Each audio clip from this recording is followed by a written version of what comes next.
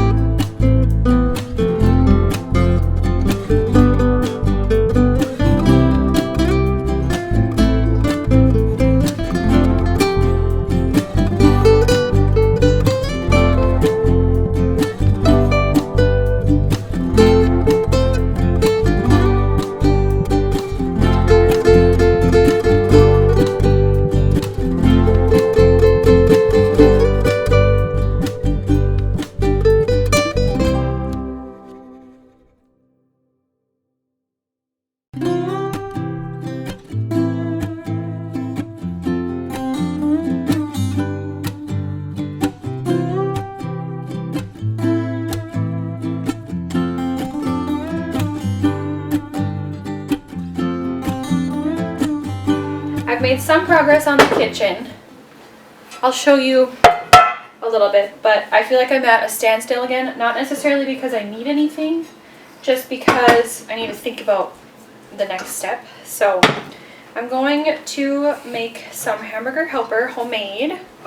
It's basically just beef, some seasoning, cream, bone broth, cheese, and then I have been doing tomato sauce to make it more of a red hamburger helper versus just like a white cheesy one, and I like that. So I'm going to get going on that, and then I'll show you the couple things that I got done today.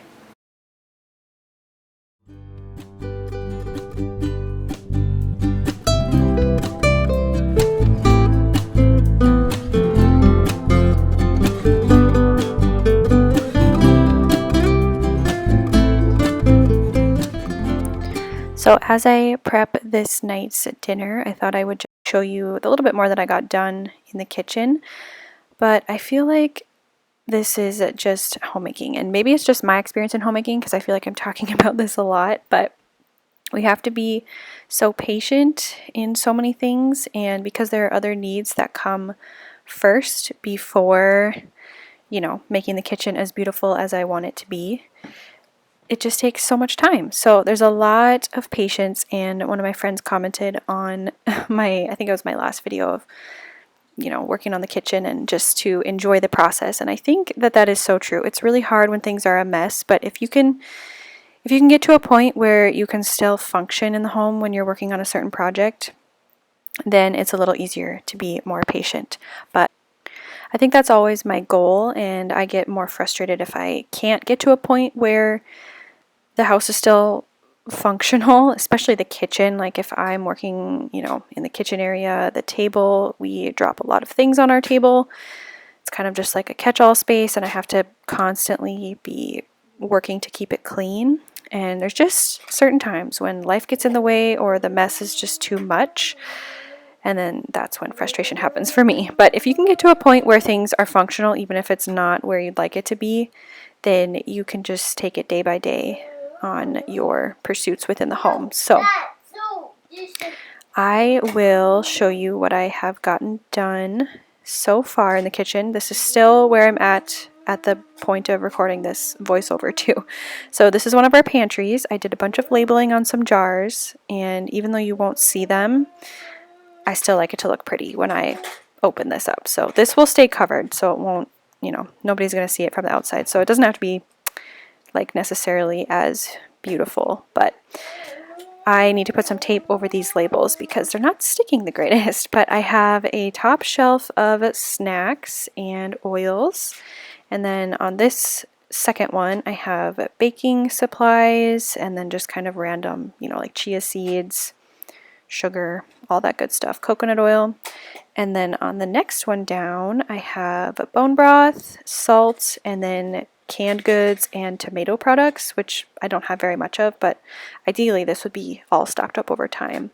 And then on the bottom, I will have drinks. So we'll have juice, coconut water. That's pretty much what we stock up on. And then that other one above the pantry, I have not really done anything with it yet, so it's not very pretty. But ideally, I would have the herbs up there, and I think the wheat berries I'll put up there. And then above the fridge, I just store dishes that I don't reach for very often because I figured that'd be a great place for them. And then the other pantry is just as I had it before. Move one of our appliances up on the left side, and then I have a shelf for supplements and medicines. So that's really all I did. So as I finish out this video, I am making some freshly milled waffles for breakfast for dinner. I had to borrow this waffle maker from my sister because we don't actually have one.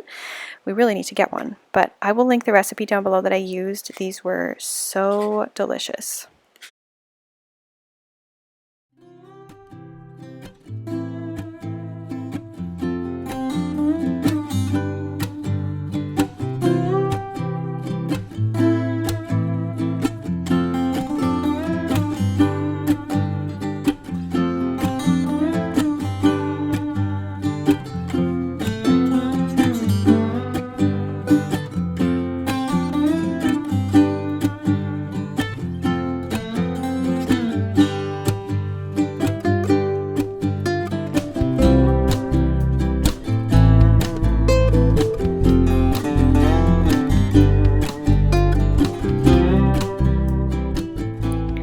So next steps for the kitchen probably would be to take the cupboard doors off. I'd love to do some beadboard in there, and I think I want to do blue because we have hints of blue in our kitchen and our living room, and that's kind of just been the theme that I've gone with, I guess. And our hutch is blue as well. I painted it blue.